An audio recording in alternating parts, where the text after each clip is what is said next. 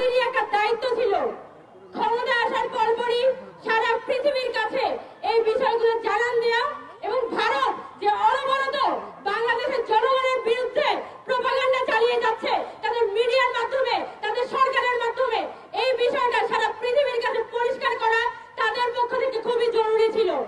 কিন্তু সরকার তারা কিন্তু একটা দুর্বল অবস্থান দেখিয়েছিল। তারা বারবার ভারতকে ছাড় দিতে চাচ্ছিল। এখনো পর্যন্ত আওয়ামী লীগের যারা দোষর দেশের মধ্যে রয়ে গেছে তাদের কোনো ধরনের বিচার হয় নাই, এখনো পর্যন্ত তাদেরকে গ্রেফতার করা হয় নাই। যদি আজকে তাদেরকে গ্রেফতার করা হয়তো তাহলে আজমও নাসিরের লোক কিভাবে করে ইস্কনের পিছনে কলকাঠি নাড়ে? তাদের তো এখন জেলখানায় থাকার কথা ছিল। এই জায়গা সরকারের এই জায়গাগুলোতে গুরুত্ব দিতে হবে। আমি বাংলাদেশে কিন্তু সংখ্যালঘুর প্রশ্ন অত্যন্ত সেনসিটিভ একটা কোশ্চেন এবং এটাকে কেন্দ্র করেই কিন্তু আওয়ামী লীগ খেলতে চায়।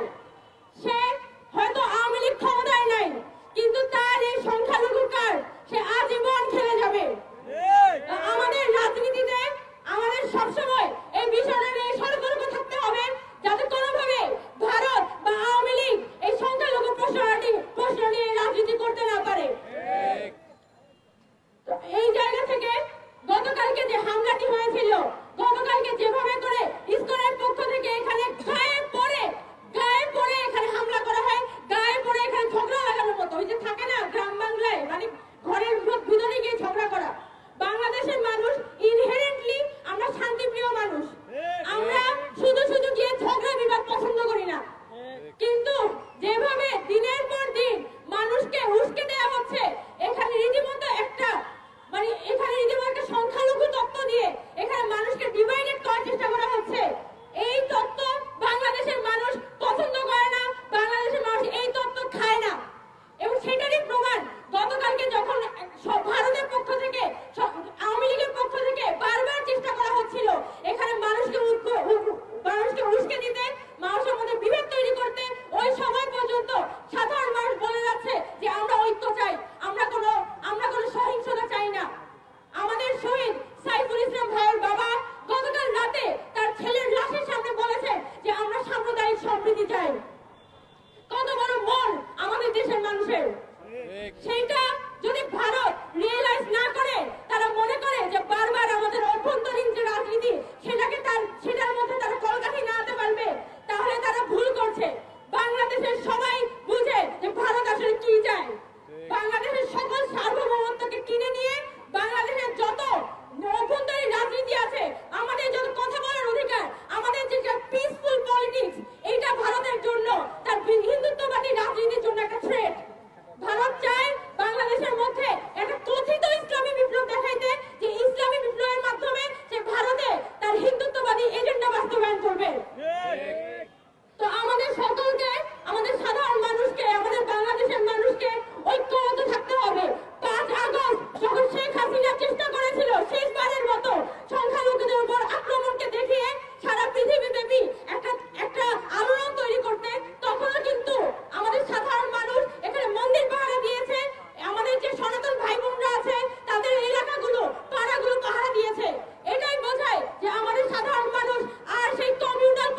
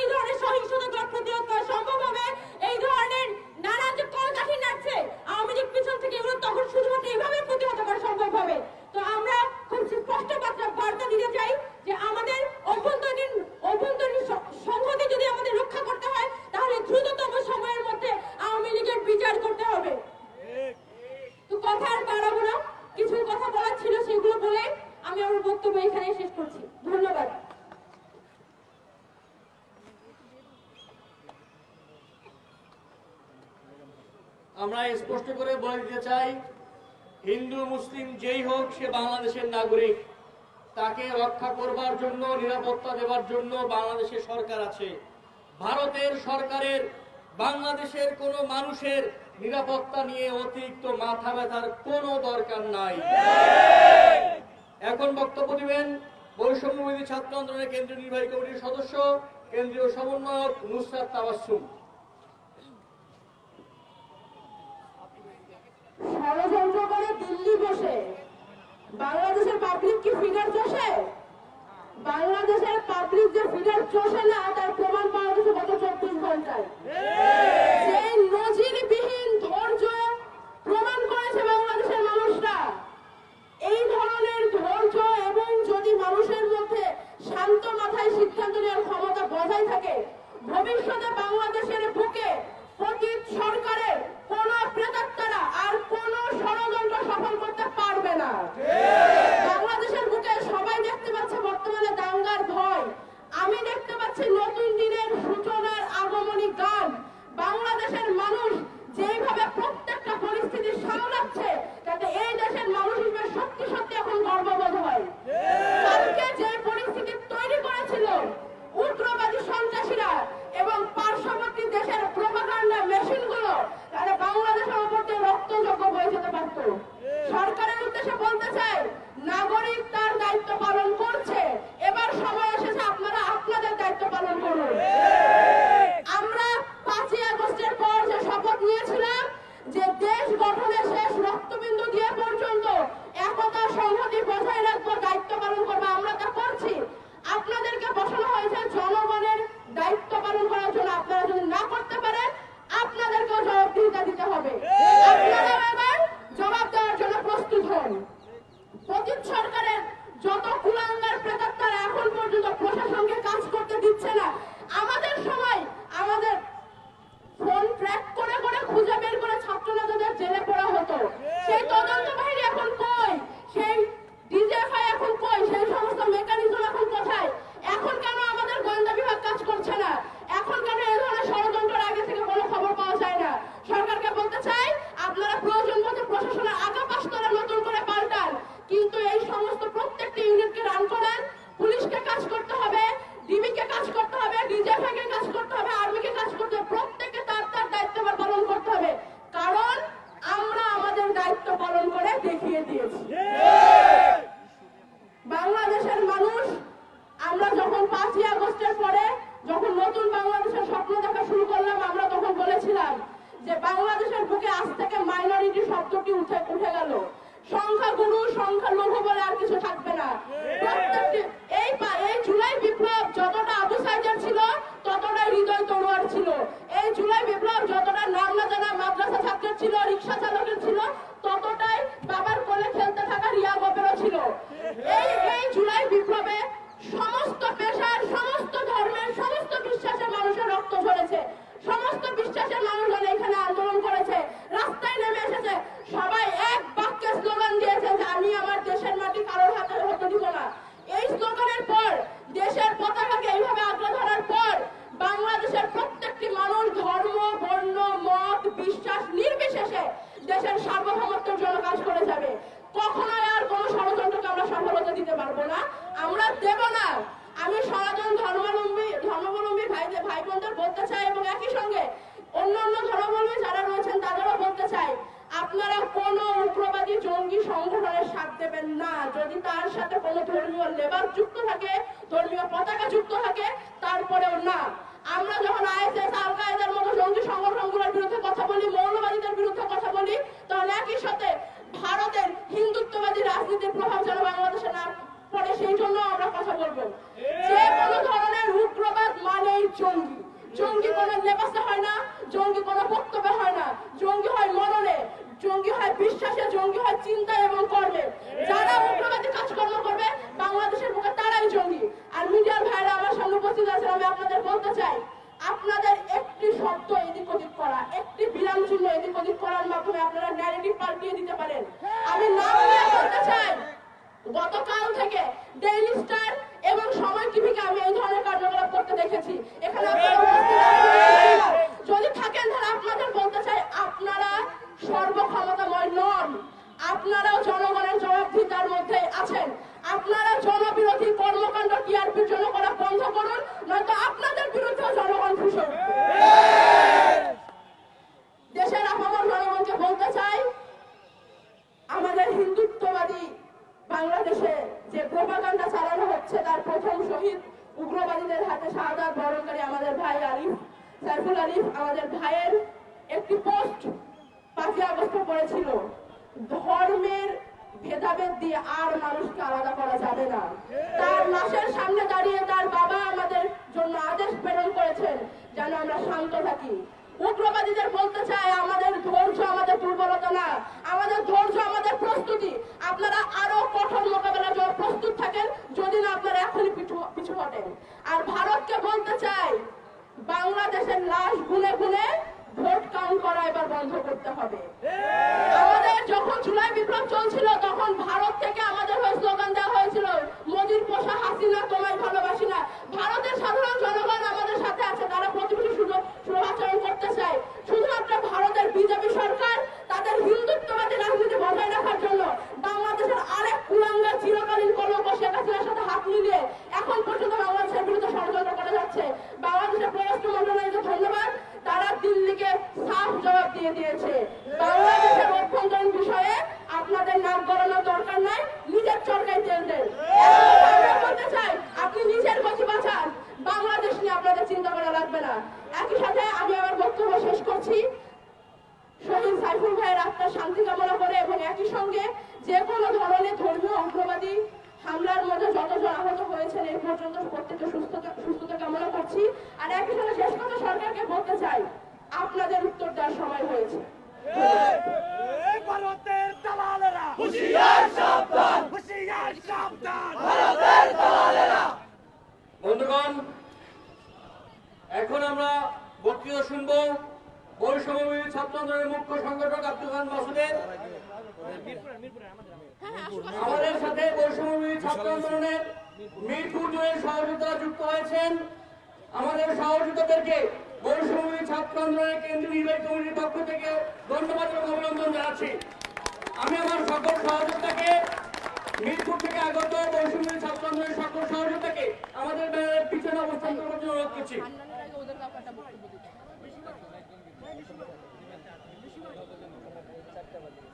বৈষম্য ছাত্র আন্দোলনের মুখ্য সংগঠকের বক্তব্যের পরে আমরা অ্যাডভোকেট সাইফুল ইসলাম আলিম ভাইয়ের জন্য দোয়া করব। দোয়া পরিচালনা করবেন বৈষম্য ছাত্র আন্দোলনের নির্বাহী কমিটির সদস্য তারেকুল ইসলাম। এখন বক্তৃতা রাখবেন বৈষম্য ছাত্র আন্দোলনের মুখ্য সংগঠক ছাত্রনেতা আব্দুল হান্নান মাসুদ।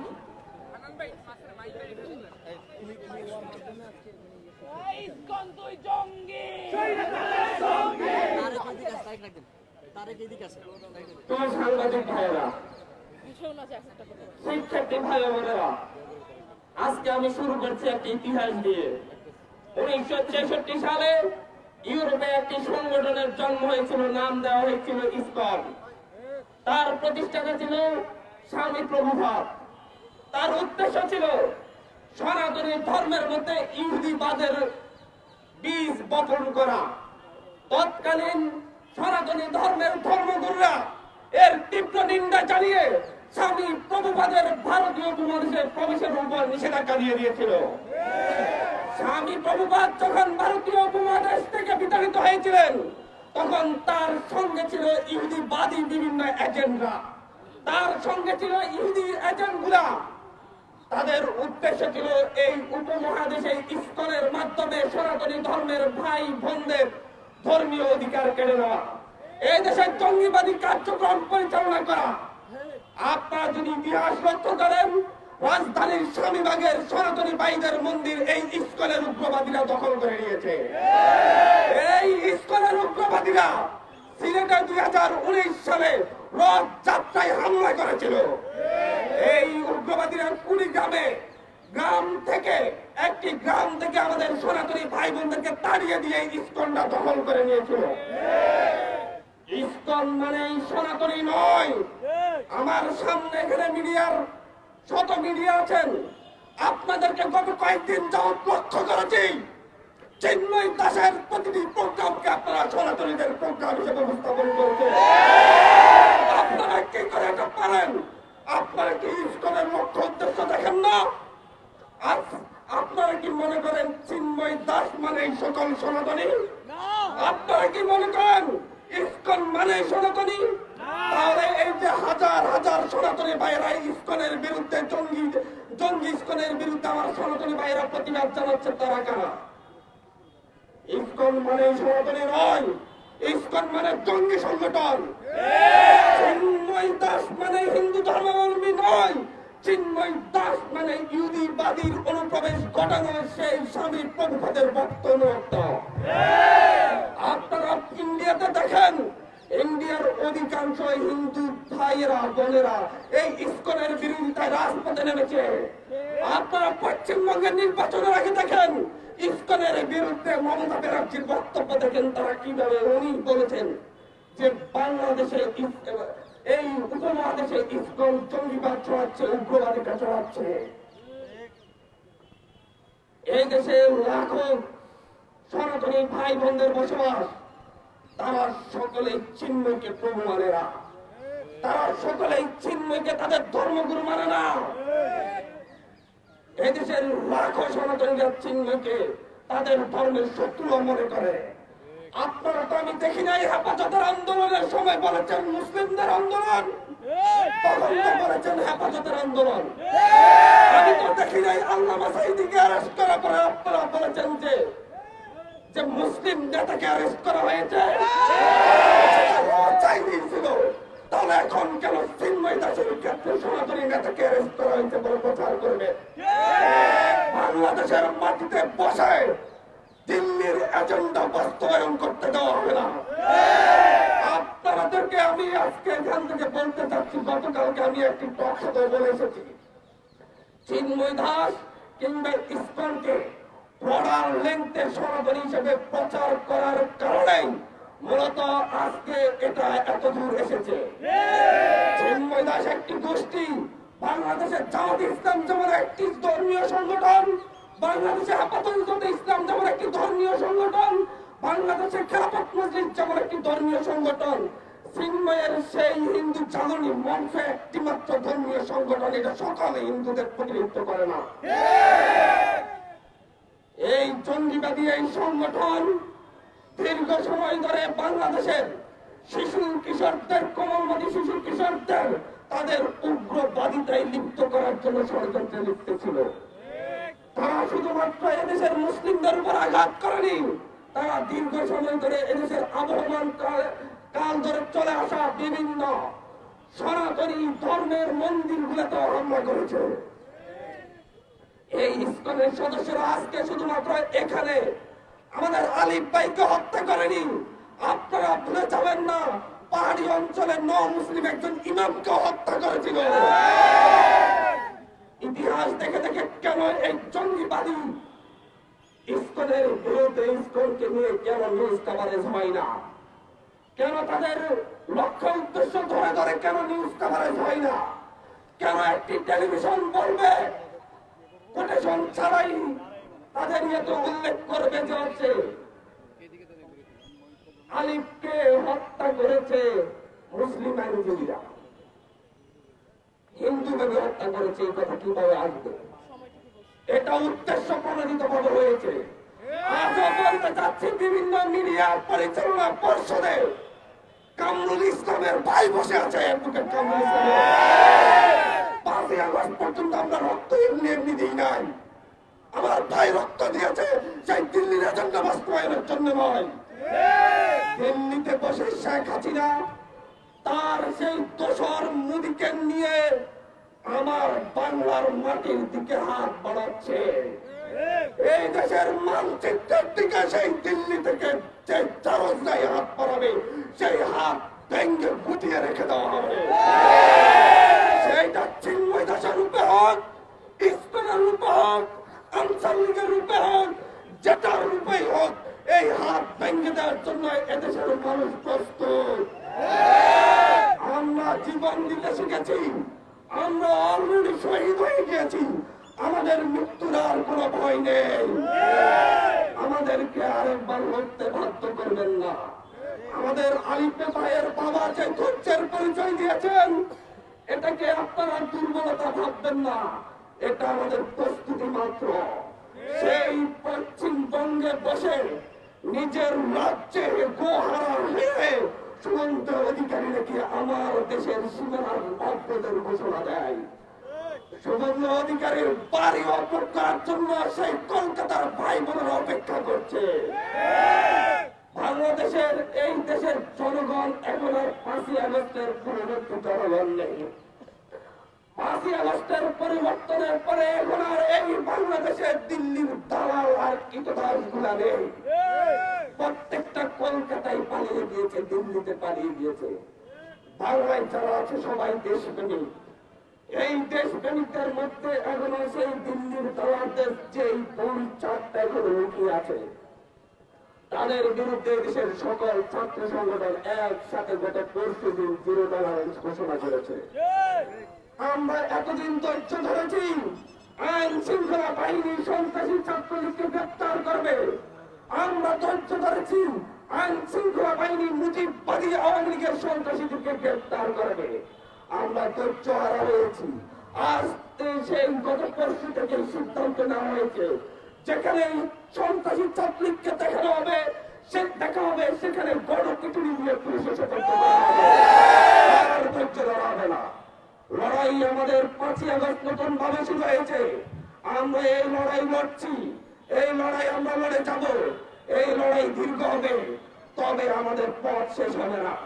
ধন্যবাদ জানাচ্ছি আজকের এখানে আমাদের ছাত্র জনতাকে। উদ্দেশ্য একটা কথাই আমরা বলবো, এই বাংলাদেশে হাজার হাজার বছর ধরে সাম্প্রদায়িক সম্প্রীতির সাথে দেশের মানুষ বসবাস করে এসেছে। একদিন এক আলিমকে হত্যা করে যদি আপনারা ভেবে থাকেন হিন্দু মুসলিম বৌদ্ধ খ্রিস্টান সকলকে মুখোমুখি দাঁড় করাবেন, তা আপনাদের দুঃস্বপ্নে পরিণত হবে। আমরা জীবন দিয়ে হোক এদেশের স্বাধীনতা সার্বভৌমত্ব রক্ষা করব। সেই অখণ্ড ভারতের স্বপ্ন সেই দিল্লির সেই সংসদের কবরটি, এটা বাংলার সীমানার কাছে কাছে আসার সুযোগ পাবে না। ধন্যবাদ।